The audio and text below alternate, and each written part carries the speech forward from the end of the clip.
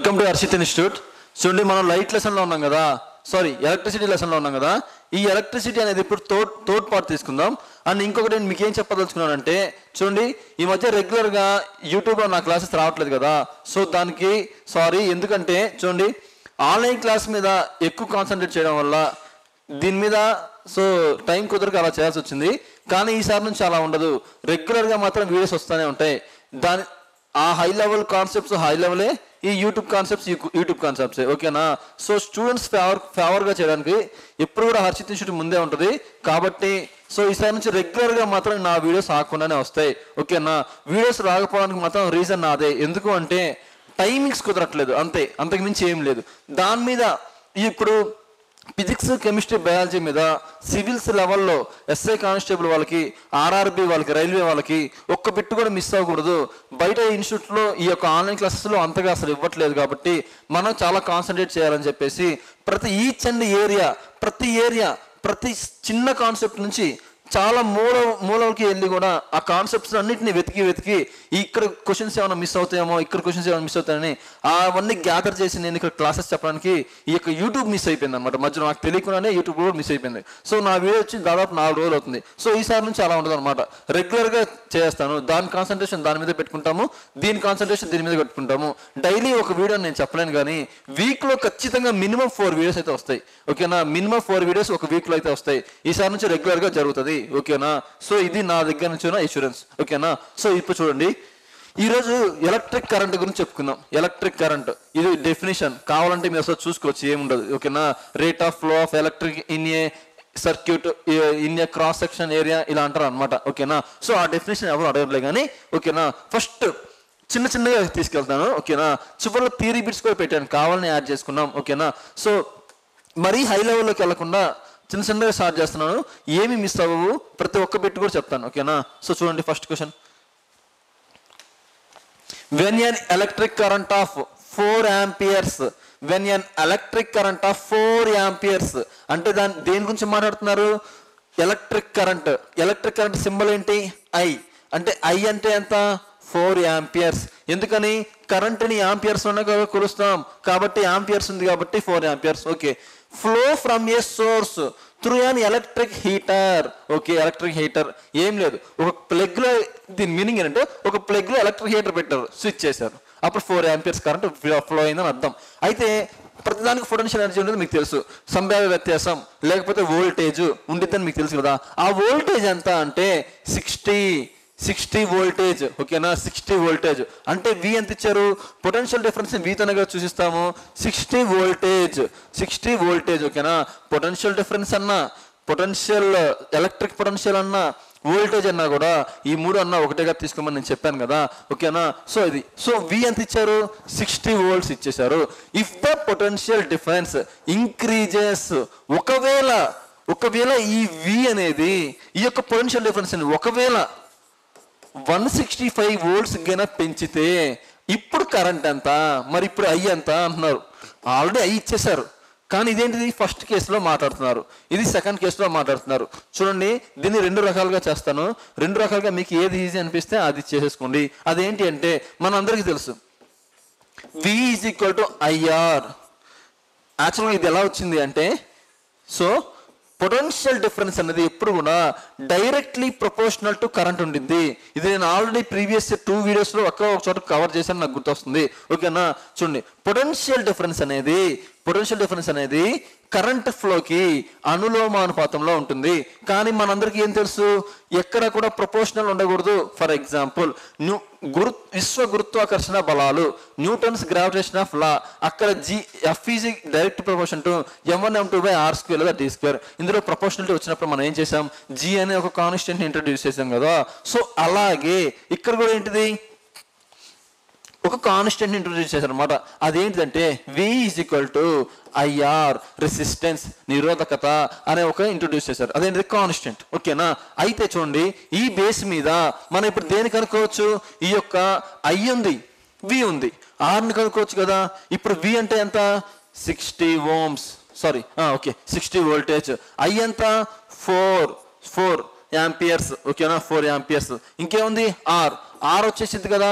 So R is equal to 60/4 అంటే are ఎంత వచ్చింది 15 ఓమ్స్. రెసిస్టెన్స్ ఓమ్స్ ఉండే కదా కొలుస్తాం. సో 50 ఓమ్స్ వచ్చింది. ఓకే, 50 ఓమ్స్ వచ్చింది. ఇప్పుడేమైంది ఇదంతా ఫస్ట్ కేసులో.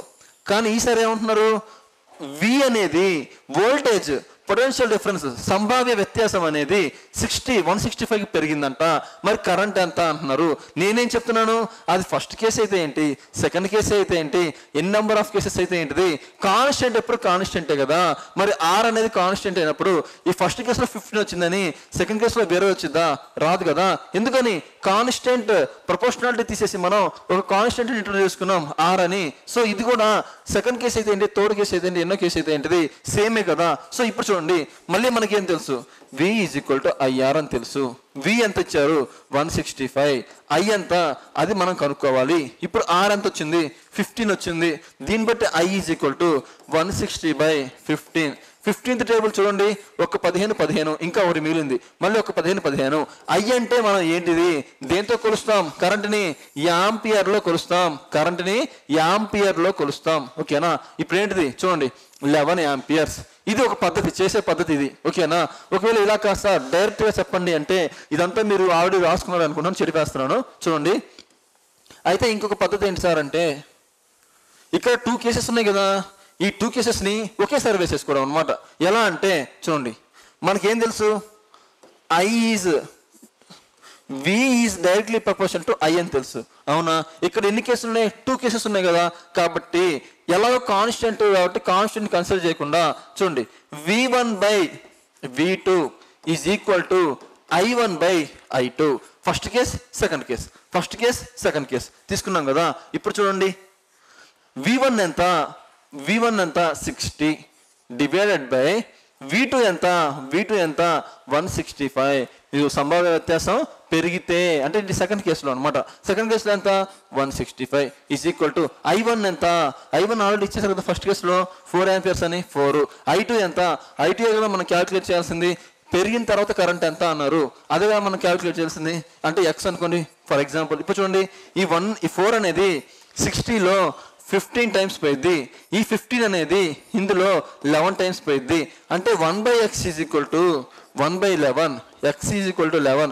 మనం X అంటే ఏమనుకున్నాం, కరెంట్ కదా. సెకండ్ కేసులో కరెంట్ కదా, అంటే యాంపియర్స్. కరెంట్ దేనిలోకి వస్తారు, యాంపియర్స్ కదా. ఇలాగైనా చేసుకోవచ్చు. లేదా ఆర్ని కనుక్కొని, ఆర్ అలాగే కాన్స్టెంట్ కాబట్టి ఎన్ని కేసెస్ అయితే ఇస్తే ఏంటి, సెకండ్ కేసులో కూడా మనం దాన్ని క్యాలిక్యులేట్ చేసుకోవచ్చు. ఇలాగైనా చేసుకోవచ్చు. ఓకేనా. సో ఇది ఫస్ట్ క్వశ్చన్. ఇలా కూడా చేసుకోవచ్చు అని చెప్తున్నాను. సెకండ్ కేసులో కూడా ఇలా చేసుకోవచ్చు. మీకు ఏది ఈజీ అనిపిస్తే అది చేసుకోవచ్చు. నెక్స్ట్ తర్వాత చూద్దాం. What would be the electric current. మళ్ళీ కరెంట్ గురించి అడుగుతున్నారు. What would be the electric current in electric bulb from a source of 220 watts. ఓకేనా. లేదా 220 వోల్టేజ్. 220 వోల్టేజ్ వాట్స్, 220 వోల్టేజ్ అంటే వోల్టేజ్ అని ఉందంటే మనం అది ఏది ఇచ్చినట్టు చెప్పండి, వోల్టేజ్ అని ఉంటే. సార్ ఇంకా చదువుదాం. If the resistance of a bulb filament is 1200. ఓకేనా, 1200. అయితే బల్బ్ ఫిలమెంట్ యొక్క నిరోధకం 1200 ఉంటే 220 వాట్స్ విద్యుత్ బల్బులో విద్యుత్ ప్రవాహం ఎలా ఉంటుంది, కొంచెం ఏదో టర్మినాలజీ డిఫరెంట్గా ఉంటుంది. చూడండి ఇంగ్లీష్లో, what would be the electric current. Electric current అనేది ఎంత, సరే I అనేది ఎంత అని అడుగుతున్నారు. Okay. If in a electric bulb from a source of 220 voltage అంటే ఏంటిది, సంభావ్య వ్యత్యాసం. వోల్టేజ్ అన్నా కూడా అదే అని చెప్పి కదా, సంభావ్య వ్యత్యాసం 220 వోల్ట్స్ అన్నారు. If the resistance of A bulb filament. Resistant ఏంటంటే నిరోధకత కదా. సో నిరోధకత అంటే రెసిస్టెన్స్ ఎంత ఇచ్చారు, 1200 ఇచ్చారు. సో ఈ రెండు వచ్చినప్పుడు అయిన కనుక్కోవడం పెద్ద సమస్య కాదు కదా. చూడండి, మనకేం తెలుసు, V is equal to IR. V అంటే ఎంత 220, I అంటే ఎంత అదే కదా మనం కనుక్కోవాలి. రెసిస్టెన్స్ ఎంత 1200. సో దీన్ని బట్టి I ఈజ్ ఈక్వల్ టు 220/1200. ఈ జీరో క్యాన్సిల్. ఇది 11 సార్లు, ఇది 60 సార్లు. I అనేది 11/60 వచ్చింది. ఇప్పుడు క్యాలిక్యులేట్ చేస్తే ఈ 60 11th టేబుల్లో 0 పెట్టుకుందాం. అప్పుడు ఏమైంది, 0 పాయింట్ వస్తుంది. ఎన్నిసార్లు పోయింది, 1 టైం 60. ఇంకెంత అయింది 50 మిగులుతుంది. 50 కదా. ఓకేనా 50, ఓకేనా 50. ఇప్పుడు చూడండి ఇంకొక 0 కూడా పెట్టుకోవచ్చు కదా, 60 పోదు కదా, ఇంకో 0 పెట్టుకోవచ్చు. అప్పుడు ఎన్ని స్పాల్ పోయింది, 8 48 అంటే 480. సో 0.18. అడిగింది ఏంటిది, కరెంట్ కదా, కరెంట్ ఎందులో, యాంపియర్లో కదా, కాబట్టి యాంపియర్స్ ఎక్కడుంది 0.18. So 0.18 amperes. ఓకేనా, ఇలా చేయాలి. నెక్స్ట్ చూద్దాం. Welcome to Harshit institute. Vijayawada మహానగరంలో 2009 సంవత్సరంలో ప్రారంభించబడి అనేక వేల మంది అభ్యర్థులను ప్రభుత్వ ఉద్యోగులుగా తీర్చిదిద్దిన మన హర్షిత్ ఇన్స్టిట్యూట్ గత 12 సంవత్సరాల్లో సుమారు 18,000 మందిని ప్రభుత్వ ఉద్యోగులుగా తీర్చిదిద్దింది. ఇప్పటి వరకు 5 సార్లు నిర్వహించినటువంటి ఈ యొక్క నోటిఫికేషన్స్లో అనేక సార్లు స్టేట్ ఫస్ట్ సాధించినటువంటి ఘనత మన Harshit ఇన్స్టిట్యూట్ది.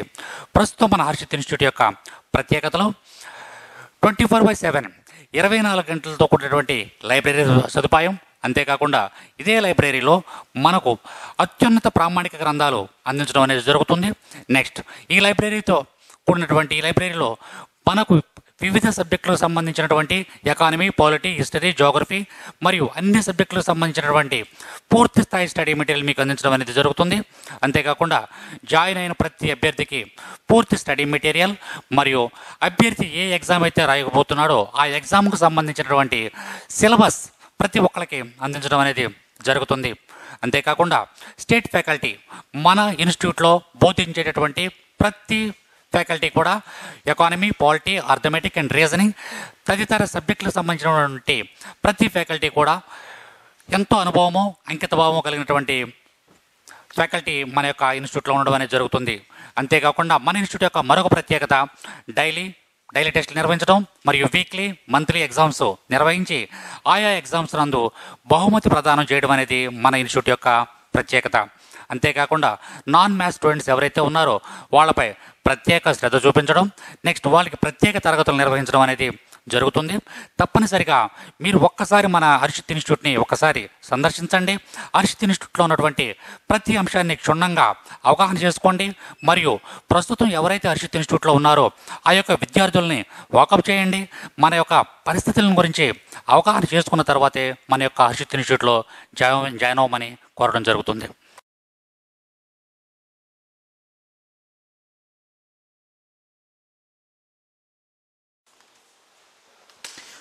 When a potential difference of 140 volts voltage, when a potential difference of 140 voltage apply to a resistance of 10 ohms, calculate the amount of electric current. Same question. Homework చేస్తారా?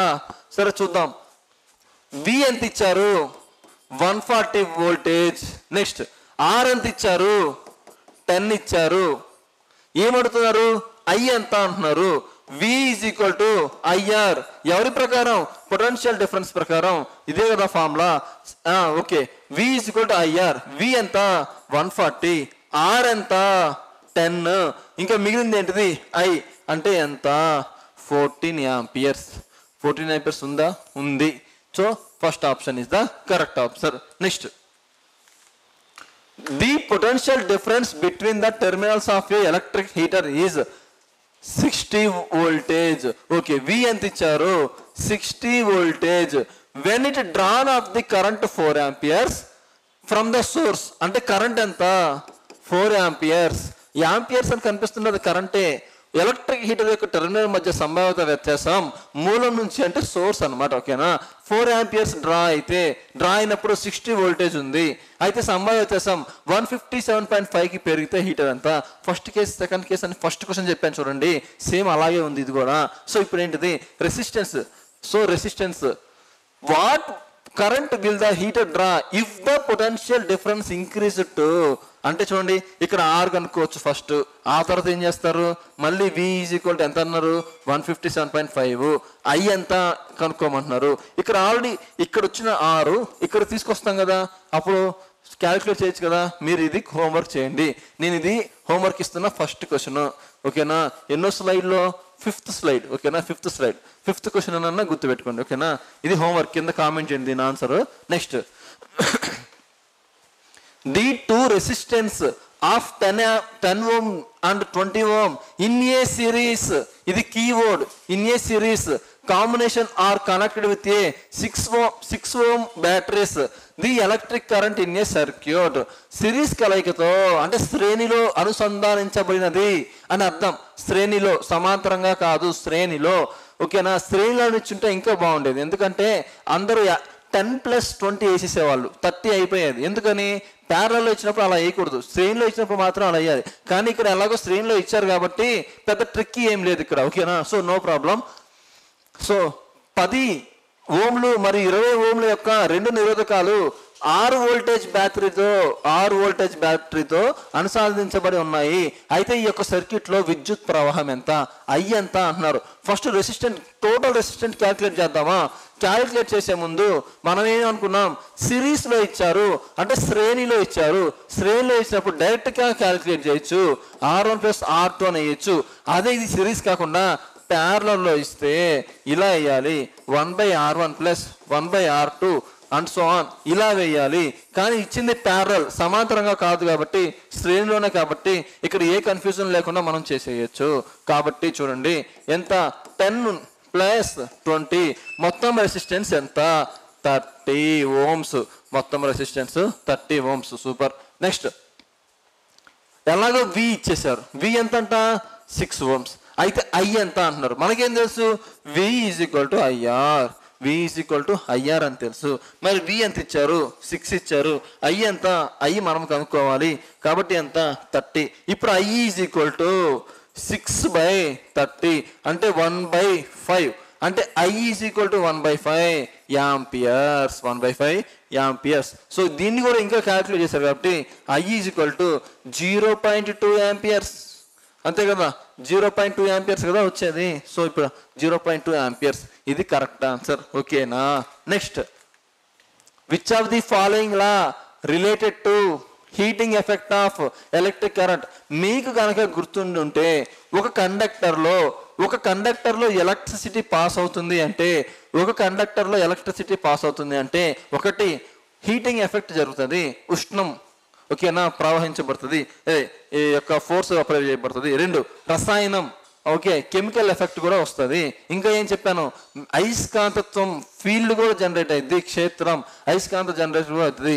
ఈ 3 అవుతుంది. ఎప్పుడు ఒక కండక్టర్లో ఒక విద్యుత్ ప్రవాహంలో విద్యుత్ అనేది ప్రవహిస్తున్నప్పుడు ఈ 3 వచ్చే ఛాన్స్ ఉంది. ఈ 3టిని ఇన్డెప్త్ అనాలిసిస్ తో చెప్తాను, నో ప్రాబ్లం. ఓకేనా? సో అయితే చూడండి, ఇలా జరుగుతున్నప్పుడు సో దీన్ని అసలు ఇచ్చింది ఎవరు అంటే జౌల్స్. ఓకేనా? జౌల్స్ లా ఇచ్చాడు. చూడండి, అయితే చూడండి ఈ యొక్క హీటింగ్ ఎఫెక్ట్ వచ్చినప్పుడు, ఈ యొక్క హీటింగ్ ఎఫెక్ట్ దీన్నే థర్మల్ ఎఫెక్ట్ అంటారని, ఉష్ణ ప్రవాహం అంటారని కూడా అని చెప్పాను. ఓకేనా? అయితే ఈ హీటింగ్ ఎఫెక్ట్ వచ్చినప్పుడు ఈ యొక్క ఎగ్జాంపుల్స్ మనకి మోస్ట్ ఇంపార్టెంట్. ఎగ్జాంపుల్స్ అనేవి చాలా ఇంపార్టెంట్. అక్కడ హీటింగ్ ఎఫెక్ట్ ఉష్ణ ప్రభావానికి లోనైనప్పుడు, ఓకేనా, ఉష్ణ ప్రభావానికి లోనైనప్పుడు ఏమేమి మనం ఇన్స్ట్రుమెంట్స్ మనం తయారు చేసుకున్నామంటే, మన నిత్య జీవితంలో వాడేవి ఏమేమి తయారు చేసుకున్నామంటే, ఫస్ట్ది ఎలక్ట్రిక్ ఐరన్.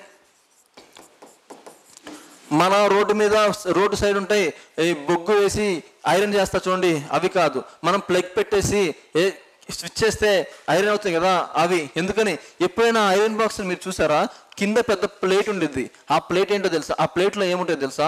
సొలనాయిడ్స్ ఉంటాయి, అంటే నిరోధకతని పెంచే ఉంటాయి. ఎందుకని, అలా నిరోధకత చేసినప్పుడు ఏమవుతుంది, హీట్ ఎక్కువగా ఒక చోట వచ్చి అమౌంట్ ఆఫ్ హీట్ ఎక్కువ అయిపోయింది. అప్పుడే ఆ హీట్ అంతా అక్కడ చేర్చబడి అక్కడ హీట్ అయినప్పుడు మనం ఈజీగా క్లాత్స్ ఐరన్ చేసుకోగలుగుతాం కదా. సో ఇది ఎలక్ట్రిక్ ఐరన్. నెక్స్ట్ ఎలక్ట్రిక్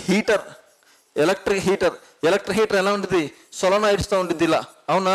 అట్లా వచ్చినప్పుడు మాత్రమే హీట్ని ఎక్కువగా మనం ఒక చోట ఉంచగలుగుతాం. ఓకేనా? సో నెక్స్ట్ ఆ తర్వాత వచ్చేసి ఇంకా ఎలక్ట్రిక్ కెట్టెల్ చూసారా? ఎక్కడన్నా ఎలక్ట్రిక్ కెట్టెల్ చూసారా?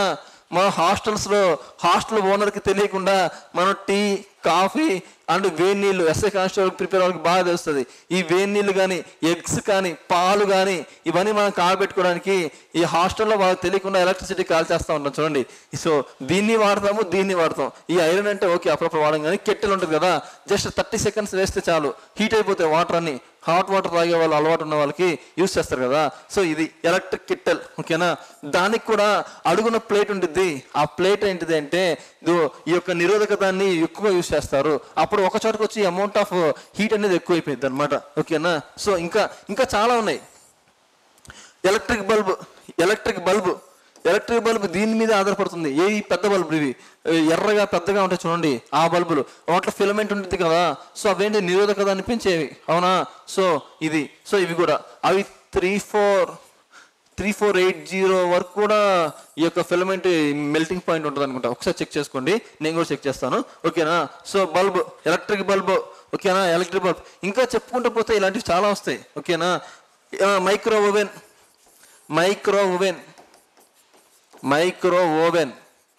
ఓవెన్ కూడా దీని కింద వీటి కిందే పనిచేస్తాయి. ఇంకా వస్తానే ఉంటాయి, ఒక 2-3 చెప్పుకొని వదిలేద్దాం. ఏంటివంటే ఫ్యూజ్ వైర్. ఈ ఫ్యూజ్ వైర్ కింద లేకపోతే ఎన్ని లాసెస్ జరుగుతాయంటే అన్ని లాసెస్ జరుగుతాయి. యాక్చువల్గా ఫ్యూజ్ వైర్కి పర్టికులర్ యాంపియర్స్ అని మ్యాక్సిమం లిమిట్ ఉండిద్ది. అంతవరకు వచ్చిన లిమిట్ని మాత్రమే అది మన ఇంట్లో హౌస్ హోల్డ్స్కి అలౌ చేసిద్ది. అంతకంటే ఎక్కువ వస్తే ఫ్యూజ్ వైర్ పేలిపోయింది. ఫ్యూజ్ వైర్ పేలిపోయినప్పుడు ఏమైంది అంటే ఉన్న సప్లై మొత్తం అయిపోయింది. ఇలా జరగాల్సిందే. ఇలా జరగలేదంటే ఏమైంది తెలుసా, ఒకవేళ ఫర్ ఎగ్జాంపుల్ ఈ ఫ్యూజ్ వైర్కి 10 amperes కెపాసిటీయే ఉంది, కానీ మీ ఇంట్లోకి ఆ ట్రాన్స్ఫార్మర్ నుంచో లేకపోతే బయట ఉన్న ఎలక్ట్రిక్ పోల్స్ నుంచో 10 amperes కంటే ఎక్కువ వచ్చింది. ఎక్కువ వస్తే మీకు అయినా సరే ఫ్యూజ్ వైర్ అనేది ఎలా చేసిందే అనుకుందాం, చెయ్యవు అసలు ఎలా చేసింది అనుకున్నాం. అప్పుడు ఏమైందో తెలుసా, మీకు 10 amperes కంటే ఎక్కువ వచ్చింది అంటే మీ ఇంట్లో ఉన్న మీ ఇంట్లో ఉన్న ఛార్జింగ్ పెట్టిన ఫోను, ఆ తర్వాత ఒకవేళ టీవీ ఉంటే టీవీ, ఫ్యాన్ ఉంటే ఫ్యాను, లైట్ ఉంటే లైటు, కంప్యూటర్ ఉంటే కంప్యూటర్, పెద్ద పెద్ద హోమ్ థియేటర్స్ ఉంటే పెద్ద పెద్ద టీవీస్ ఉంటే ఇవన్నీ ఏమవుతాయి, పేలిపోతాయి, అవునా. సో ఫ్యూజ్ వైర్ అయితే హీటింగ్ ఎఫెక్ట్ ద్వారా జరుగుతుంది కాబట్టి చాలా మంచిగా డిజైజ్ అది, ఓకేనా. సో నెక్స్ట్, ఇప్పుడు ఎవరు ఫ్యూజ్ వైర్లు వాడట్లా. ఫ్యూజ్ వైర్లు వాడకుండా ఏం వాడుతున్నా తెలుసా, ఎంసీబీ మినియేచర్ సర్క్యూట్ బ్రేకర్, ఈ ఎంసీబీని ఇప్పుడు ఎక్కువగా వాడుతున్నారు, ఓకేనా. ఇవన్నీ కూడా హీటింగ్ ఎఫెక్ట్ ఆఫ్ ఎలక్ట్రిసిటీ. కానీ ఇంకా ఉన్నాయి ఇంతవరకు నాకు ఫ్లాష్ అవుతున్నాయి, మిగతా మీరు గ్యాదర్ చేసుకోండి, ఓకేనా. సో నెక్స్ట్, సో ఇవన్నీ ఎవరు ఇచ్చారంటే జౌల్, ఓకేనా. జౌల్స్ లా ఇచ్చేశారు, ఓకేనా. Next, the potential difference between the terminal of a electric heater is 60 ohms. The potential difference between the terminal of a electric heater is 60 ohms. అంటే ఏంటిది, V ఇచ్చారు, V 60 ohms. When it drawn off current of 4 amperes, అంటే 4 amperes అని ఉందంటే ఏంటిది, I అని అర్థం, I అని అర్థం, ఓకేనా. 4 amperes. What current will the heater draws if the potential difference is increased? So ఇదేంటిది, సేమ్ ఇంత క్వశ్చన్ లాగే ఉంది కాబట్టి హోంవర్క్. యాక్చువల్గా ఈ క్వశ్చన్ ఎలా చేయాలో నాకు కూడా అర్థం అవ్వాలి ఫస్ట్, ఎందుకంటే ఓకే ఎలాగైనా సరే ఆన్సర్ తెప్పించవచ్చు, ఓకేనా. నాకు సడన్గా ఫ్లాష్ అవ్వాల. నేనేం చేశాను, చదువుతున్నాను, ప్రతి వర్డ్ని క్లారిటీగా చదివాను. ఏంటిది, the potential difference between the terminals of A electric heater. ఏమన్నారు, 60 ohms, ఓకే. ఓమ్స్ కనిపించింది అంటే ఓకే, వోల్టేజ్ కనిపించింది అంటే ఏంటిది, ఓకే. పొటెన్షియల్ డిఫరెన్స్ వ్యత్యాసం గురించి అడుగుతున్నారు, okay. When it drawn of A current 4 amperes అని చదవంగానే ఓకే, యాంపియర్స్ ఉంది. యాంపియర్ అంటే ఏంటిది, కరెంటే కదా, అంటే కరెంట్ గురించి మాట్లాడుతున్నారని. సో కరెంట్ ఎంత, హై అని రాశాను. ఇంక ఇది చూడంగానే అర్థమైపోయింది, ఓకే సేమ్ కేసు, మనం ఆల్రెడీ చేసిన కేసే, నో ప్రాబ్లం అని. నేను ఎందుకు చెప్తున్నానంటే చూడండి, ఇప్పుడు నాకు అర్థం అవ్వాల ఇది, కానీ చేయగలను అనే కామెంట్ వచ్చింది. ఎలా, ఇచ్చిన ప్రతి వర్డ్ని ఎనలైజ్ చేసుకుంటూ, ప్రతి పదాన్ని ఎనలైజ్ చేసుకుంటూ చదివాను. ఇదేంటి కొత్తగా ఉంది, నేను చూసినట్లేదే ఇంతక అన్నట్టు చదివాను. అప్పుడేమర్థమైంది, ప్రతి పదాన్ని మనం చదువుతా ఉంటే మీకు ఆన్సర్ రాకపోయినా ఏదో ఇచ్చారు, ఇది ఇచ్చేశారు, దీనికి రిలేషన్ ఏంటి, ఇంకేమన్నా మనం దీన్ని క్యాల్కులేట్ చేయొచ్చా, ఆన్సర్ తెప్పించచ్చా, ఇలాంటివి కూడా అప్పుడప్పుడు, అంటే ఎప్పుడు కాదు ఇవి, అంటే మీకు తెలియని విషయం వచ్చినప్పుడు మాత్రం ఇలా ఒకసారి ట్రై చేయండి అనేది నా ఉద్దేశం, ఓకేనా. సో ఇది హోంవర్క్, ఎందుకంటే సేమ్ క్వశ్చన్ కదా. స్లైడ్ నెంబర్ 8 అంటే 5th slide 8th slide. Number ఏమో మర్చిపోయాను, అందుకని ఇలా చెప్తున్నాను. ఓకేనా. నెక్స్ట్ మీకు గుర్తుంటే ఫస్ట్ డేలో దాదాపు 36-37 క్వశ్చన్స్ చెప్పాను. సెకండ్ టైం ఎన్ని చెప్పానో ఐడియా లేదు, ఒక 25 అన్న చెప్పుకుంటాను, 28-25 చెప్పుకుంటాను. ఇప్పుడు దాదాపు 25-26 తీసుకున్నాను. ఓకేనా. ఖచ్చితంగా అన్నీ చెప్తాను, మొత్తం ఎలక్ట్రిసిటీ నుంచి మీకు ఏ మిడ్ మిస్ అవ్వకుండా చెప్పేస్తాను. ఓకేనా. So next, how much current an electric heater coil will drawn from a source of 20 volt to 20 voltage if the resistance of a coil is 100 ohms. How much current అంటే current ఎంత? ఓకేనా. Current ఎంత? 220 వోల్టేజ్ల మూలం నుంచి ఎంత current electric heater కాయిల్కి draw అవుతుంది?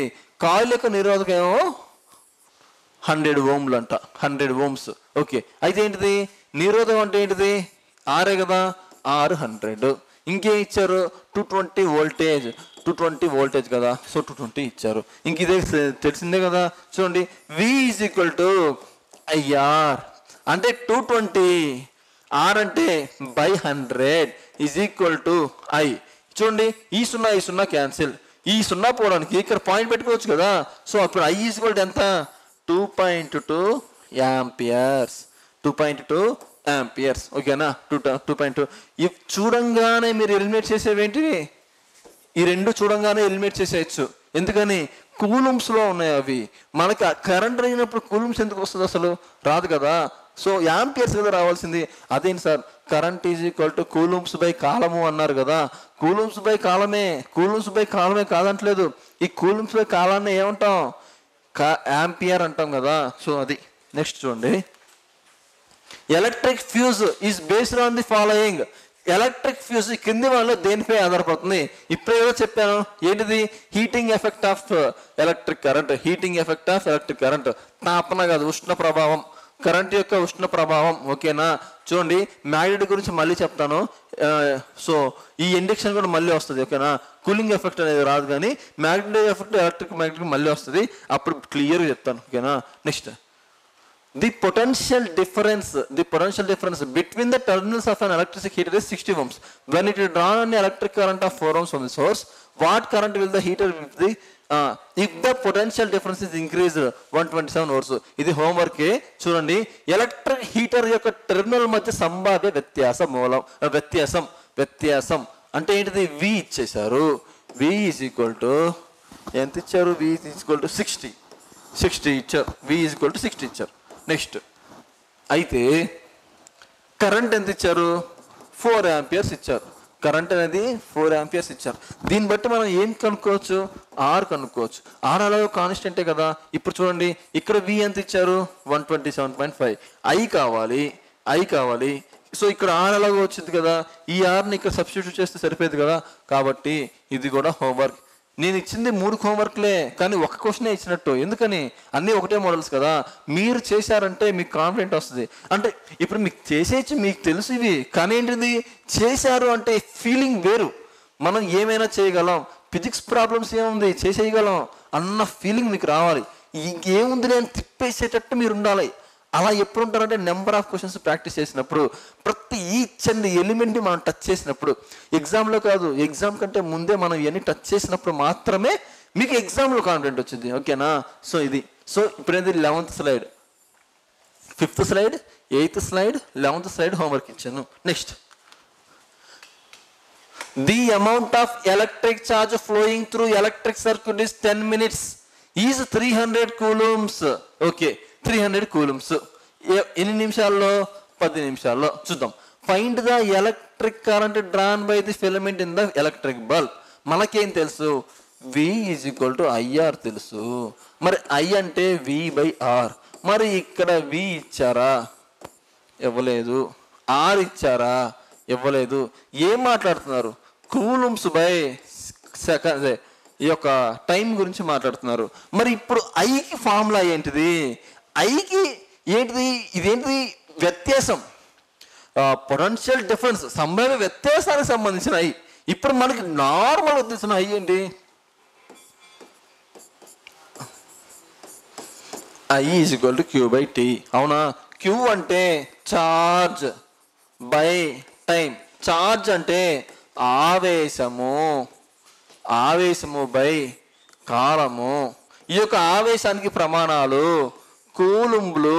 ఓకేనా, కూలుంబ్లు, కూలుంబ్స్. నెక్స్ట్, కాలాన్ని దేనిలో సూచిస్తాం? సెకండ్లలో మాత్రమే చూపిస్తాం. దయచేసి నిమిషాలు ఉంటే గంటల్లో ఉంటే సెకండ్లోకి మార్చుకోవాలి.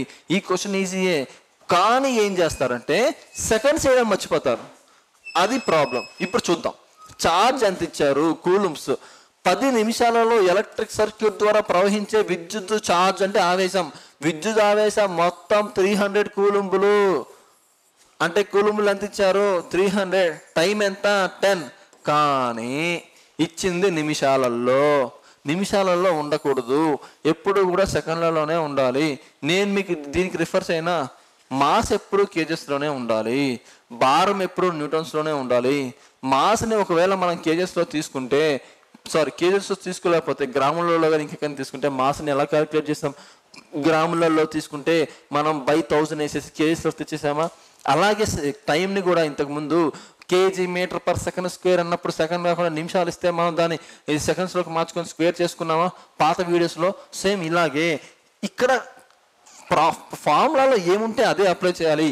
మనం ఏదో దూరాలు కాలంలో ఇచ్చినట్టు మీటర్ పర్ సెకండ్ స్క్వేర్ వేయాలి, kg by kilometre by hour వేయాలి, ఇలా ఉండకూడదు. ఇక్కడ కేజీ బై సెకండ్ అంటే నువ్వు సెకండే తీసుకోవాలి, ఓకేనా, నిమిషాల్లో తీసుకోకూడదు. దూరానికి ఎలాగొస్తారు ప్రమాణం? మీటర్ పర్ సెకండ్ మాత్రమే. మీటర్లో ఉంటే ఖచ్చితంగా సెకండ్లోనే కదా ఉండాలి, అలా ఇక్కడ చూడకూడదు. మీకు కేజీస్ ఇచ్చినప్పుడు సెకండ్ ఉంటే సెకండ్ వేయాలి, ఓకేనా, అలాగే ఇవ్వాలి. ఫామ్లో ఎలా ఉంటే అలాగే తీసుకోవాలి. అందుకనే ఇప్పుడు మాస్ అనేది కేవలం కేజెస్లో మాత్రమే తీసుకోవాలి, అంతే. ఇక్కడ కాలం అనేది కేవలం సెకండ్స్లో మాత్రమే తీసుకోవాలని మనకు చెప్పారు ఫార్ములాలో, కాబట్టి దాన్ని అలాగే తీసుకోవాలి. సో ఇంటూ ఎంత? టైం 10 నిమిషాలు, 10 × 60. ఈ 2 సున్నాలు, ఈ 2 సున్నాలు, ఈ 2 సున్నాలు క్యాన్సిల్. ఇది ఎన్నిసార్లు పోయింది? 2 సార్లు పోయింది. అంటే I = 1/2. 1/2 అంటే ఎంత? 0.5 ఆంపియర్స్, అంతే కదా, 0.5 amperes. Next, what will be the effect of electric, what will be the effect on the current if the resistance of a circuit is reduced to half keeping the voltage remains constant. Next, ఒక circuit నిరోధకం సగానికి తగ్గించబడితే, నిరోధకం అంటే ఏంటిది? నిరోధకం అంటే ఏంటిది? R. ఈ Rని R/2 చెయ్యాలి అని అంటున్నారు. సరే చేద్దాం. నెక్స్ట్, వోల్టేజ్ మాత్రం స్థిరంగా ఉంచబడింది. వోల్టేజ్ని వోల్టేజ్గానే తీసుకోండి అని దాని అర్థం. వోల్టేజ్ని వోల్టేజ్గానే తీసుకోండి. దీన్ని మళ్ళీ రిఫర్ చేయమంటారా? విశ్వ గురుత్వాకర్షణ బలాల్లో F is directly proportional to m1 m2/d² అని వస్తే మాస్ని డబల్ చేయండి, లేదా కింద రేడియస్ని డిస్టెన్స్ని సగానికి తగ్గించండి. సగానికి తగ్గించండి అన్నప్పుడు మాస్ని కాన్స్టెంట్గా ఉంచండి. మాస్ని పెంచుతున్నారంటే డిస్టెన్స్ని కాన్స్టెంట్గా ఉంచండి అని చెప్పారా? సేమ్ దీన్నే ఇదా. ఇంకోలా చెప్పమంటారా? పొటెన్షియల్ కైనెటిక్ ఎనర్జీ అంటే గతిశక్తి. గతిశక్తి అంటే ½ mv². ఎమ్ని పెంచండి, వీని అలాగే ఉంచండి. వీని డబల్ చేయండి, ఈ మాస్ని అలాగే ఉంచండి. అప్పుడు ఎన్ని రెట్లు పెరిగిద్ది? 4 రెట్ల, 10 రెట్ల, ఇలా ఇచ్చారు కదా. సో సేమ్ దాన్ని ఇక్కడ కంపేర్ చేయండి. వీని కాన్స్టెంట్గా ఉంచమన్నాడు, ఉంచాం. ఆర్ని మాత్రం సగం చేయమన్నాడు. ఇప్పుడు కరెంట్ ఎలా ఉండిద్ది అని అడుగుతున్నారు. అయితే కరెంటు ప్రభావం ఎలా ఉండిద్ది అంటున్నారు. చూడండి, మనకేం తెలుసు? V = IR తెలుసు. అయితే ఇక్కడ సో చూడండి, V = IR అని నాకు తెలుసు. V = IR, ఓకేనా. ఇప్పుడు R = V/I అనే కదా. R = V/I, ఎందుకంటే దీన్ని సగం చేయమన్నారు కదా, అందుకే దీన్నే తీసుకున్నాం. ఇప్పుడు చూడండి, దీని ప్రకారం దీన్ని సగం చేయండి. Rని R/2 చేయాలి, Rని R/2 చేయాలి. వీన్ని మాత్రం కాన్స్టెంట్గా ఉంచాలి, కాన్స్టెంట్గా ఉంచాం. ఓకే, ఇప్పుడు ఇలా ఈ కేసు అయినప్పుడు కరెంట్ మీద పడే ప్రభావం ఏంటి అంటున్నారు. ఇప్పుడు కరెంట్ మీద ప్రభావం అంటే కరెంట్ కనుక్కుంటే సరిపోయేదిగా, వీని తీసుకుంటే సరిపోయేదిగా, ఐని తీసుకుంటే సరిపోయేదిగా. ఇప్పుడు ఐ చూడండి, ముందు క్రాస్ మల్టిప్లై చేయండి. RI = 2V. కేవలం మనకి ఐ మాత్రమే కావాలి కాబట్టి ఐ అలాగే ఉంచి 2V/R తీసుకోండి. తీసుకున్నారా? ఇప్పుడు చూడండి, V/R ఆర్ వచ్చింది, I is equal to 2v/r వచ్చింది. మనకి తెలుసు v is equal to IR అని. మరి ఐ ఈజ్ ఈక్వల్ టు ఏమైంది, v/r. అంటే v/r ప్లేస్లో ఐ పెట్టుకోవచ్చు కదా. కాబట్టి I is equal to 2 × I. అంటే ఫస్ట్ కరెంటు ఐ ఉంటే ఈ నిరోధకతాన్ని సగానికి తగ్గిస్తే కరెంట్ ఏమైంది, 2 రెట్లు పెరిగింది. సో ఇప్పుడు ఆన్సర్ ఎక్కడుంది, 2 రెట్లు. సో ఇది ఆన్సర్. ఇలా ఇదే ఒక్క కేసు అనే కాదు, ఆర్ని 4కి తగ్గించండి, వోల్టేజ్ని డబల్ చేయండి, ఆర్ని డబల్ చేయండి, వోల్టేజ్ని సగానికి తగ్గించండి, ఎలాగైనా అడగని.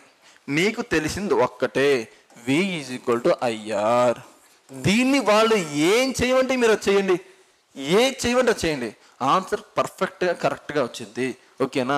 ఇదొక్క కేసే కాదు, according to the Newton's gravitational law of force, విశ్వ గురుత్వాకర్షణ బలాల ప్రకారం కూడా ఇలాగే వచ్చింది. నెక్స్ట్ ఈ యొక్క పొటెన్షియల్ కైనెటిక్ ఎనర్జీ గతిశక్తి కూడా ఇలాగే వచ్చింది. ఓకేనా. నెక్స్ట్ ఇలా రిలేట్ చేసుకోవాలి దానికి దీనికి. ఓకేనా. Next if the electric charge and time t are given, what will be the formula for determine the electric current. Direct question కదా. విద్యుదావేశం Q, దాని సమయం t ఇస్తే విద్యుత్ ప్రవాహాన్ని నిర్ణయించడానికి సూత్రం ఏంటిది, డైరెక్ట్ క్వశ్చన్ కదా. I ఈజ్ ఈక్వల్ టు మనకు తెలిసింది ఏంటిది, Q/T. Q అంటే చార్జ్ బై టైం. చార్జ్ అంటే తెలుగులో ఆవేశము, టైం అంటే కాలము. ఈ యొక్క ఆవేశాన్ని మనం ఏమని పిలుస్తాం, ఓకే చార్జ్. ఓకే కూలుంబులు ప్రమాణాలు, కూలుంబులు. కాలం సెకండ్స్లో మాత్రమే కొలుస్తాం, సెకండ్స్. ఇది ఇంత కవర్ అయిపోయింది, మరి ఎందుకు సార్ మళ్ళీ రాస్తున్నారు, రాస్తాం మీకోసమే, నా కోసం ఏం కాదు. ఓకేనా. సో ఎన్నిసార్లు రివైజ్ చేస్తే మీకు సబ్జెక్ట్ అంత దగ్గరగా మీ దగ్గరకు వచ్చింది. ప్యూర్ మ్యాథ్స్ ఉంది, ఎవ్వరూ చేయరు. ఎందుకని, అది టఫ్గా ఉండిద్ది కాబట్టి. మీరు నాకు తెలిసినంత వరకు ఫిజిక్స్ ప్రాబ్లమ్స్ చెయ్యక ముందు మీరు ఎలా ఫీల్ అయ్యారు, ఫిజిక్స్ ప్రాబ్లమ్స్ అంటే చాలా ప్రాబ్లంగా ఫీల్ అయ్యారా, ఇప్పుడు ఎలా చేస్తున్నారు, మీకు ఏమీ తెలియకపోయినా కూడా ఏదో ఒకటి చెయ్యొచ్చు, ఆశ తెప్పించచ్చు అనే కాన్ఫిడెంట్ కొంచెమైనా వచ్చిందా లేదా, ఇది అంతే. ఇలా ప్యూర్ మ్యాథ్స్ కూడా అంతే. మీరు చెయ్యండి, మీరు చేస్తాం, దాన్ని మీరు దగ్గరగా వెళ్ళాలి, అప్పుడు సబ్జెక్ట్ మీకు దగ్గరగా వచ్చింది. మీరు ఎంత దూరం సబ్జెక్ట్ పెడితే సబ్జెక్ట్ మీకు అంత దూరంగా వెళ్ళిపోయింది. ఓకేనా. Group D deciding factor 2. ఒకటి, నా దృష్టిలో, అందరి దృష్టిలో కరెంట్ అఫైర్స్ అంటారు, నేను కాదంటలేదు, కరెంట్ అఫైర్స్ ఏం వ్యతిరేకం కాదు. నా దృష్టిలో మాత్రం ప్యూర్ మ్యాథ్స్, ఆ తర్వాత బయాలజీ, ఆ తర్వాత కెమిస్ట్రీ, ఆ తర్వాత ఫిజిక్స్. ఓకేనా. నా దృష్టిలో ఇవే. అర్థమెటిక్ రీజనింగ్ సార్, అర్థమెటిక్ ఎవరైనా చేస్తారు ఖచ్చితంగా, ప్యూర్ మ్యాథ్స్ చేయలేరు.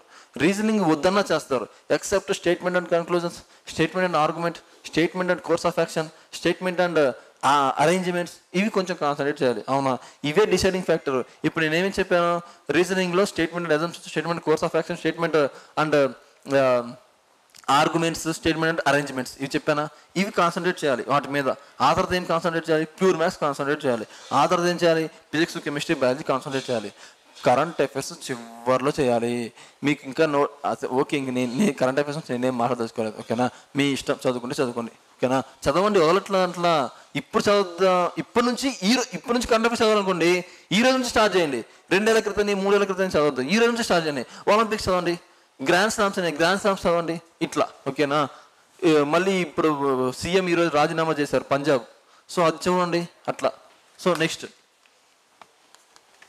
The formula for electric current is, so మళ్ళీ డైరెక్ట్ కదా, I is equal to Q/T, అంతే కదా. సో ఇది, దీని నుంచి టైం వేస్ట్ చేయదు, నెక్స్ట్ క్వశ్చన్కి వెళ్ళిపోదాం. Electric current is a flow of, ఏంటిది, ఎలక్ట్రిక్ ఛార్జ్. చూడండి, నేను మీకు మళ్ళీ ఒక విషయం చెప్పదలుచుకున్నాను. చూడండి, పాజిటివ్ టెర్మినల్, నెగిటివ్ టెర్మినల్, ఒక నిరోధకం, ఇంకా తీసుకున్నాం, యాంపియర్స్, అమ్మీటర్, తీసుకున్నాం. ఎలా అయితే ఒక సర్క్యూట్ని మనం తయారు చేసాం, ఒక ఎలక్ట్రిక్ సర్క్యూట్ని తయారు చేసాం. ఇప్పుడు కరెంట్ ఇటు ఫ్లో అవుతుంది, కరెంటు ఇటువైపు ఫ్లో అవుతుందా, ఇటువైపు ఫ్లో అవుతుందా, ఇటువైపు మాత్రమే ఫ్లో అవుతుంది. ఎందుకంటే పాజిటివ్ టెర్మినల్ నుంచి నెగిటివ్ టెర్మినల్లోకి వెళ్తుంది. సరే, ఇలా వెళ్ళి ఇట్లా వస్తుంది, ఇలా వెళ్తూనే ఉంటుంది, అవునా? కానీ ఎలక్ట్రాన్స్ యొక్క మూమెంట్ కరెంట్ మూమెంట్ కాదు. కరెంట్ మూమెంట్ ఇది. ఎలక్ట్రాన్స్ యొక్క మూమెంట్ ఇట్లా ఉంటుంది, opposite to the current. Very very very important. వేసేస్తారు మిమ్మల్ని ఎక్కడో చోట ఈ క్వశ్చన్ మీద, దారుణంగా బుక్ అయిపోతారు. అదేంటి, ఎలక్ట్రాన్స్ వల్లే కదా కరెంట్ ఫ్లో అవుతుంది, మరి ఎలక్ట్రాన్స్ మూవ్ అయితేనే కదా, మరి ఎలక్ట్రాన్స్ మూవ్ అవుతున్నాయి కాబట్టి ఎలక్ట్రాన్స్ వైపు వెళ్తాయి కదా. కాదు, ఎలక్ట్రాన్స్ మూమెంట్ ఎటుంటే దానికి ఆపోజిట్ డైరెక్షన్లో వెళ్తుంది. అంటే నెగిటివ్ అంటే ఎలక్ట్రాన్స్ మూమెంట్, పాజిటివ్ అంటే కరెంట్ మూమెంట్. ఇలా ఫ్లో అయితే ఎలక్ట్రాన్స్ ఇలా ఫ్లో అవుతాయి. ఓకేనా? ఇది చాలా చాలా ఇంపార్టెంట్, గుర్తుపెట్టుకోండి. 10th క్లాస్ ఎన్సీఆర్టీలో ఇచ్చారు. Next, if electric charge flows through any point of a circuit in 1 second is 20 coulombs, find the. So direct question, ఇది కూడా అవసరంలా. I is equal to Q/T. Cube ఎంత? 20 కూలుంబ్లలో ఇచ్చారు. కింద ఖచ్చితంగా సెకండ్లలోనే తీసుకోవాలి. వాళ్ళు కూడా సెకండ్లలోనే ఇచ్చారు కదా. సో ఇదిగోండి, 1 సెకండ్లోనే ఇచ్చారు కదా. 20 కూలుంబ్సే ఇచ్చారు కాబట్టి 1. కాబట్టి ఎంత? 20. కరెంట్ కాబట్టి ఏంటిది? యాంపియర్స్. కరెంట్ కాబట్టి amperes. Okay. Next, generator converts. ఇక్కడ నుంచి కావాలనే థియరీ తీసుకున్నాను. ఓకేనా? ప్రతిదీ కవర్ చేస్తాను నేను. ముందుది వెనకది ముందు అయ్యుండొచ్చేమో మీ ప్రకారం, కానీ ఖచ్చితంగా ప్రతిదీ కవర్ చేస్తాను. ఓకేనా? చెప్పాను కదా, 150 మినిమం, మ్యాక్సిమం 200 క్వశ్చన్స్ ఎలక్ట్రిసిటీలో ఖచ్చితంగా ఇస్తాను. ఓకేనా? నెక్స్ట్, ఏ జనరేటర్ కన్వర్ట్స్. జనరేటర్ ఎలాగా మారుస్తుంది? చూడండి, జనరేటర్ అంటే ఏంటమ్మా? ఫర్ ఎగ్జాంపుల్ జనరేటర్ అనుకోండి, ఇందులో ఏం పోస్తాం? పెట్రోల్ పోస్తాం. అంటే ఏంటిది? ఏం పోస్తున్నట్టు మీరు ఆప్షన్స్ చూడండి. Mechanical energy. ఓకే, అంటే ఏంటిది? మెకానికల్ ఎనర్జీ అంటే యాంత్రిక శక్తి. రన్ అవుతుంది అంటే యాంత్రిక శక్తే కదా. ఒక మిషన్ రన్ అవుతుందంటే యాంత్రిక శక్తే. మనం సైకిల్ తొక్కుతున్నాం అంటే ఏంటిది?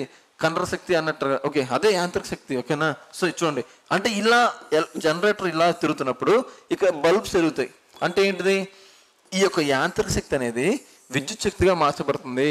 ఇది ఒకటే కాదు, డైనమో కూడా అంతే. డైనమైట్ కాదు, డైనమైట్ ఈజ్ ఏ ఎక్స్ప్లోజివ్. ఎవరు కనిపెట్టాడు? నోబెల్ కనిపెట్టారు. ఆ నోబెల్ కనిపెట్టిన తర్వాత ఏమైందంటే అతను బయటికి ఎవరికి అమ్మలేదు దాన్ని పేటెంట్ తీసుకొని అమ్మారు. కాబట్టి చాలా చాలా చాలా చాలా ప్రాఫిట్స్ వచ్చాయి. ఎన్ని ప్రాఫిట్స్ వచ్చాయంటే అసలు ఇంకా చాలా తరాలు కూర్చొని తినేంత ప్రాఫిట్స్ వచ్చాయి. అతను చనిపోయే ముందు ఏం చేశారంటే ఈ యొక్క తన ఆస్తి మొత్తాన్ని కూడా ఒక బ్యాంకులో రిజర్వ్ చేసి దానికి వస్తున్న వడ్డీని నోబెల్ ప్రైజ్ కింద ఇస్తున్నారు. ఓకేనా? So no problem. అదేంటి? డైనమైట్. ఇది డైనమో. మనకి సైకిల్కి వెనకాల పెడతాం, సైకిల్ వెనక టైర్కి పెడితే ముందు లైట్ వెలిగిద్దే అది. ఓకేనా? సో ఇప్పుడు ఏంటిది? Mechanical energy converted into electrical energy. ఓకేనా? మరి ఇదేంటి sir? Electrical energy into chemical energy. ఏమైంది ఒకసారి ఆలోచించండి. ఎలక్ట్రిక్ మోటార్ ఉంది, మోటార్ని స్విచ్ చేసాం అంటే ఎలక్ట్రిసిటీని వాడుతున్నాం. మోటార్ తిరుగుతుంది అంటే ఏంటిది? Mechanical energy. తిరుగుతుంటే నీళ్ళు వస్తున్నాయి అంటే మెకానికల్ ఎనర్జీ కదా. అంటే దీనికి ఏమవుతున్నట్టు? Motor, electric motor. మీరు ఇలాగే ఆలోచించాలి, బట్టి పట్టాల్సిన అవసరం లేదు. ఫర్ ఎగ్జాంపుల్ ఎలక్ట్రిక్ బల్బ్ ఉంది. బల్బ్ అంటే స్విచ్ చేయాలి. బల్బ్ అంటే స్విచ్ చేయాలి అంటే ఎలక్ట్రిసిటీని వాడుతున్నాం. ఈ ఎలక్ట్రిసిటీ కాస్త బల్బ్ దాకా పాస్ అయ్యి బల్బ్ గ్లో అవుతుంది. అంటే ఏంటిది? లైట్ ఎనర్జీ ఇస్తుంది. ఎలక్ట్రిసిటీని వాడుకొని లైట్ ఎనర్జీ ఇస్తుంది. ఒకవేళ ఎలక్ట్రిక్ బల్బ్ పెద్దగా కాకుండా చిన్నవి అనుకో, హీట్ కూడా ఇస్తుంది. హీట్ ఎనర్జీ కూడా ఇస్తుంది. ఇదే ఒక క్యాండిల్ అయితే, క్యాండిల్ అనేది ఒక రసాయన పదార్థం అంటే కెమికల్. తాను కరుగుతూ వెలుగునిస్తుంది. అంటే రసాయనిక ఎనర్జీని ఏం చేస్తున్నాం మనం? ఎలక్ట్రిసిటీ లైట్ ఎనర్జీగా మారుస్తున్నాం. కాంతి ఒకటేనా?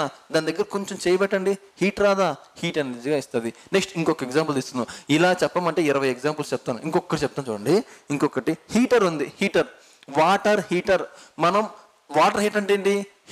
మీకు హీటర్ ఎలా, ఏ శక్తి ఎలా పనిచేస్తుందో మీకు తెలియనప్పుడు ఇలా ఆలోచించాలని చెప్తున్నా. నేను ఇక్కడ టైం వేస్ట్ చేయట్ల మీది. ఎలా ఆలోచించాలి? హీటర్ ఉంది, హీటర్ని తీసుకొచ్చేయండి, ప్లగ్లో పెట్టారు. ప్లగ్లో పెట్టినప్పుడు స్విచ్ చేస్తారు కదా. అంటే ఏంటిది? హీటరు ఈ యొక్క ఎలక్ట్రిసిటీని యూజ్ చేసుకుంటుంది. అంటే ఎలక్ట్రిసిటీని యూజ్ చేసుకొని వాటర్ని వేడి చేస్తుంది. అంటే ఎలక్ట్రిసిటీని హీట్ ఎనర్జీగా మారుస్తుంది, ఉష్ణశక్తిగా మారుస్తుంది, విద్యుత్ శక్తిని ఉష్ణశక్తిగా మారుస్తుంది. ఈ విధంగా ఆలోచించండి. For example, last example, battery ఉంది. బ్యాటరీ, ఫోన్లో బ్యాటరీ అనుకోండి. ఫోన్లో బ్యాటరీ అంటే ఏంటిది? కెమికలే కదా.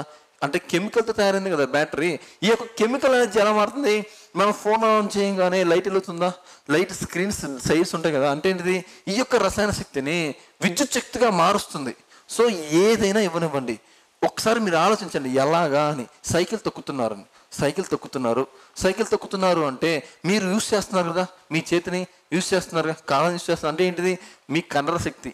ఒకవేళ కండర శక్తి లేకపోతే మ్యాక్సిమం యాంత్రిక శక్తి ఉండేది. అంటే మీరు యాంత్రిక శక్తి వాడుతున్నారు. అప్పుడు ఏమవుతుంది? గమనంలోకి వెళ్తుంది. అంటే ఎలా మారుస్తున్నట్టు? ఈ యొక్క కండర శక్తి లేదా యాంత్రిక శక్తిని గతిశక్తిగా మీరు మారుస్తున్నారు. సో ఇలా ఎన్ని నెంబర్ ఆఫ్ ఎగ్జాంపుల్స్, 20 ఎగ్జాంపుల్స్ అయినా మనం చెప్పుకోగలుగుతాం. ఇలా ఒకసారి మీరు ఏది ఇచ్చినా సరే ఇలా ఆలోచించండి అని చెప్తున్నాను, ఓకేనా? సో ఇక్కడ ఆన్సర్ ఏంటిది? మెకానికల్ ఎనర్జీని ఎలక్ట్రికల్ ఎనర్జీగా మారుస్తుంది. Next, the electric motor. ఇంత చెప్పిందే ఇక్కడ వచ్చేసింది. సో ఇది చెప్పాను కదా, ఇది వచ్చింది, నేను చూడలేదు, ఓకేనా? So the electric motor transfers. Electric motor దేని కింద రూపాంతరం చెందుతుంది? చూడండి, ఎలక్ట్రిక్ మోటార్ ఏంటండి? స్విచ్ చేస్తే నీళ్ళు వస్తాయి. స్విచ్ చేస్తే నీళ్ళు వస్తున్నాయంటే స్విచ్ చేయడం ఏంటిది? Electric energy consumption. నీళ్ళు రావడం ఏంటిది? Mechanical energy. అంటే electrical energy converted into mechanical energy. Next, AC అంటే alternative current is converted into DC అంటే డైరెక్ట్ కరెంట్. ఎవరు మారుస్తారు అంటే రెక్టిఫైయర్, ఓకేనా? రెక్టిఫైయర్.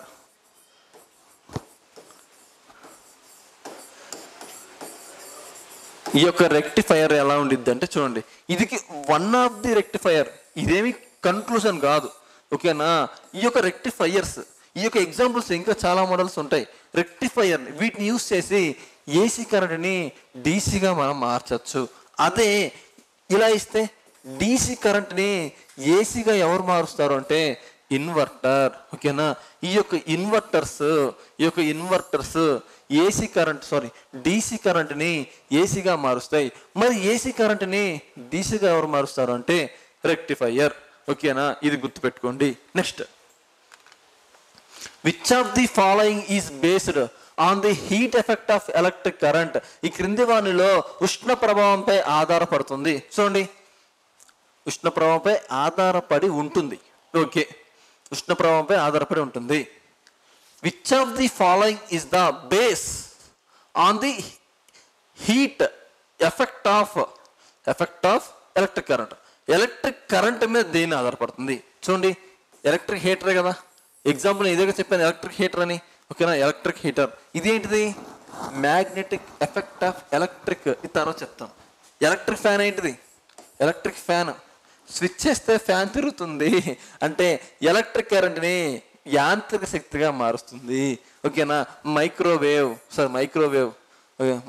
అని కాదు, ఇది మైక్రోవేవ్ ఇచ్చారు కాదు కదా, సో అది కాదు. So electric heater. Next, which of the following devices is not based on the heating effect of the? ఇక్కడ ఏమన్నారు? Not based on the heating effect అన్నారు. ఆధారపడదు. చూడండి, ఎలక్ట్రిక్ బల్బ్ చెప్పాను కదా, విత్ ఫిలమెంట్. చూడండి, విత్ ఫిలమెంట్ కావాలనే ఇచ్చారు. విత్ ఫిలమెంట్ ఎందుకని? ఇప్పుడుండే పెద్ద పెద్ద బల్బులు ఉన్నాయి చూడు, అవి కాదు. మామూలుగా మనకి ఉంటాయి కదా బల్బ్స్, ఇలా ఉండి లోపల ఇట్లా ఉంటాయి. ఇది బల్బులా లేదు కదా. సో మీకు అర్థమవుతుంది కదా, పాతకాలం బల్బులు, ఎర్ర బల్బులు ఉంటాయి చూడండి, అవి విత్ ఫిలమెంట్స్తో ఉంటాయి కదా, అవి మాత్రం హీటింగ్ ఎఫెక్ట్, ఓకేనా? నెక్స్ట్, ఎలక్ట్రిక్ హీటర్ కరెక్టే కదా, ఎలక్ట్రిక్ ఐరన్ కరెక్టే కదా, కానీ మైక్రోవేవ్ అంటున్నారు, మైక్రోవేవ్ అనట్లా, కాబట్టి అదే answer. Next, which of the following is an example of conversion of electric energy into the mechanical energy? ఈ క్రింది వాళ్ళ విద్యుత్ శక్తి యాంత్రిక శక్తిగా మారడానికి ఉదాహరణ ఏంటిది అంటే ఏమన్నారు? విద్యుత్ శక్తి అంట యాంత్రిక శక్తిగా మారంట. అంటే విద్యుత్ శక్తి అంటే స్విచ్ చేయాలి, అది తిరగాలి. ఎలక్ట్రిక్ మోటార్ అయి ఉండొచ్చు, ఇంకా ఏమన్నా చూద్దాం. Flash light, television, iron, electric fan. Electric fan, fan అంటే స్విచ్ చేస్తాం, తిరుగుతుంది అంటే యాంత్రిక శక్తే కదా. So next, the symbol represents, క్రింది వాళ్ళలో ఏది సింబల్ రిప్రజెంట్ చేస్తుంది? ఇది డైరెక్ట్ బిట్, ఏంటిది? Volt meter. ఓకేనా, volt meter. Volt meter symbol ఇలాగే ఉండిద్దమ్మా, కానీ కొన్ని నేను తీసుకున్నాను, మీకు ఆర్ఆర్బిలో ఎగ్జామ్లో ఇచ్చినవి తీసుకున్నాను. ఆర్ఆర్బిలో ఇచ్చినవి కొన్ని ఎడిషన్లు. ఓకేనా, చూడండి కనిపిస్తున్నాయి అనుకుంటున్నాను. ఓకేనా, లేదు కొంచెం జరుపుతాను చూడండి.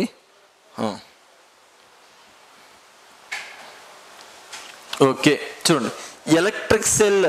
ఎలక్ట్రిక్ సెల్ అంటే ఈ సింబల్ ఒకటే ఉంటుంది. ఓకేనా, ఒకటే సింబల్ ఉంటుంది electric cell, positive negative.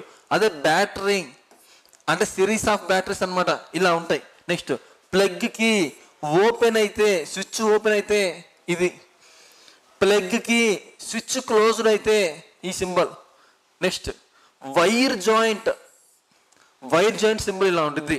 Wire crossing without joining. Wire crossing without joining. Wire crossing without joining ఏంటిది? సింబల్ ఇది. Next, electric bulb. ఇంతగా ఈ బల్బ్ వేయడానికి నేను ట్రై చేశాను, రాలేదు. ఓకేనా, సో ఇది ఇలా అయినా ఉండొచ్చు. అవును, ఇలా కూడా ఉండొచ్చు. చూడండి, ఇలా అయినా ఉండొచ్చు, ఇలా అయినా ఉండొచ్చు. ఇది ఏంటిదంటే లోపల ఫిలమెంట్ అనమాట. ఓకేనా, రెసిస్టెన్స్ ఎక్కువ ఉంటుంది కదా అది. సో అది. ఓకేనా, ఇది. Next, a resistor of resistance R. So ఇది మనం చెప్పుకున్నాం కదా, ప్యారలల్, సిరీస్ అని ఇలా గీసుకున్నాం కదా, అది ఇది. Variable resistor, variable resistance R rheostat. Rheostat. So ఇలా అయినా ఉండొచ్చు. ఓకేనా, ఇలా అయినా కూడా ఉండొచ్చు. నెక్స్ట్, ఇంకేముంది? సో ఇలా కూడా ఉండొచ్చు అనమాట. చూడండి ఇక్కడ ఆల్రెడీ ఇచ్చారు వేరియబుల్ రెసిస్టెన్స్ అని, ఇది దాని గురించి అనమాట. Next, ammeter. అమ్మీటర్ ఎలా ఉంటుంది? ఇలా ఉండిద్ది. Volt meter. So volt meter చూడండి, వోల్ట్ మీటర్. సో ఇది వోల్ట్ మీటర్. ఓకేనా, ఇక్కడ రౌండ్గా ఉంది, అక్కడ స్క్వేర్గా ఉంది, అలా ఆలోచించుకోండి. ఓకేనా, ఫ్యూజ్. ఫ్యూజ్ అంటే సింబల్ ఇది. ఓకేనా, కొన్ని ఇంపార్టెంట్ ఇవి అనమాట. ఓకేనా, నెక్స్ట్ చూద్దాం. ఇవి రాసుకుంటే. Next, which of the following device converts chemical energy into electrical energy? Chemical energy, రసాయన శక్తి. రసాయన శక్తి. ఎలక్ట్రిక్ హీటర్ ఏంటిది? విద్యుత్ శక్తిగా, విద్యుత్ శక్తి నుంచి హీట్ ఎనర్జీ. కానీ ఇది కాదు కదా. హీటర్ ఏంటిది? విద్యుత్ శక్తి నుంచి యాంత్రిక శక్తి. ఇది కాదు. ఎలక్ట్రిక్ ఫ్యాన్ ఏంటి? విద్యుత్ శక్తి నుంచి యాంత్రిక శక్తి. ఇదేంటిది? రసాయన శక్తి. ఈ ఒక్కచోట రసాయన శక్తి ఉంది. ఎలక్ట్రిక్ శక్తికి రసాయన శక్తి ఉంది. రసాయన శక్తి నుంచి ఎలా మారుస్తుంది? విద్యుత్ శక్తిగా మారుస్తుంది. మన ఫోన్లో బ్యాటరీస్ ఉన్నాయి, అది రసాయనంతో తయారైంది, అది ఎలా మారుస్తుంది? Electrical energy. అంతేగా, ఎలక్ట్రికల్ ఎనర్జీగా మారుస్తుంది. Next, dash commonly used in a electro heating device. Electro heating device, సాధారణ ఎలక్ట్రో హీటర్లో ఏది ఉపయోగిస్తారు? ఓకే, ఇక్కడ మ్యాటర్ ఏంటంటే, ఇదేంటంటే అసలు చూడండి, ఈ యొక్క హీటింగ్ ఎఫెక్ట్లో ఉన్న డిబేట్స్ అన్నింటినీ ఎలా తయారు చేస్తారంటే, ఒకటి నికెల్తో తయారు చేస్తారు, plus chromium. Nickel, chromium plus iron, వీటితో తయారు చేస్తారు. ఓకేనా, అంటే nickel plus chromium plus iron. ఓకేనా, ఐరన్. ఈ అన్నిటితో తయారు చేసిన దాన్ని ఏమంటారంటే నిక్రోమ్. ఈ మూడుతో తయారు చేస్తే వచ్చే ఎలిమెంటే నిక్రోమ్ అంటారు. చాలా గుర్తుపెట్టుకోండి. దీన్ని రిఫర్ చేయమంటారా? Simple pendulum. సింపుల్ పెండులం, లఘులోలకం. లఘులోలకం, లఘులోలకం గురించి అరగంట పైన చెప్తాను నేను, నో ప్రాబ్లం. ఓకేనా, చాలా ఉన్నాయి. అంటే మీకు ఎగ్జాంపుల్ ప్రసాదించేది సూర్యుడి మీద, చంద్రుడి మీద, భూమి మీద, చాలా ఉన్నాయి. ఓకేనా, సో నో ప్రాబ్లం. దీన్ని రిఫర్ ఎలా చేయాలంటే, సింపుల్ పెన్నులను మనం దేంతో తయారు చేస్తాం? Inverter steel. Inverter steel. ఆ ఇన్వర్టర్ స్టీల్ ఎలా తయారు చేస్తారు? ఇన్వర్టర్ స్టీల్ చెప్పండి. ఇన్వర్టర్ స్టీల్ ఎలా తయారు చేస్తారు? నికెల్, ఫెర్రస్, కార్బన్, ఇవి కదా. సో అలాగే నికెల్, క్రోమియం, ఐరన్తో తయారు చేసేదే నిక్రోమ్. ఇదేంటిది? Inverter steel. ఇన్వర్టర్ స్టీల్ ఎందుకు దీంతో తయారు చేస్తారంటే, వేసవి కాలంలో సాగే గుణం లేకుండా, చలికాలంలో ముడుచుకుపోయే, సంకోచించే గుణం కలగకుండా ఆ మెటీరియల్ ఉండడానికి తయారు చేస్తారు.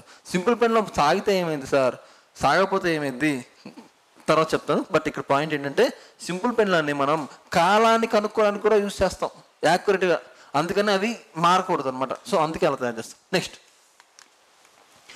If the value of A fuse is 8 amperes, ఒక ఫ్యూజ్ విలువ 8 amperes అయితే అప్పుడు the fuse will start work only when the current greater than, అసలు ఇది రివర్స్ లో ఉంది, గ్రేటర్ దాన్ 8 ఉంటే అసలు పనిచేయడం కాదు, పగిలిపోయింది. Next, the fuse will have magnetic induction more than 8, అసలు మోర్ దాన్ 8 అనేది రాకూడదు అసలు.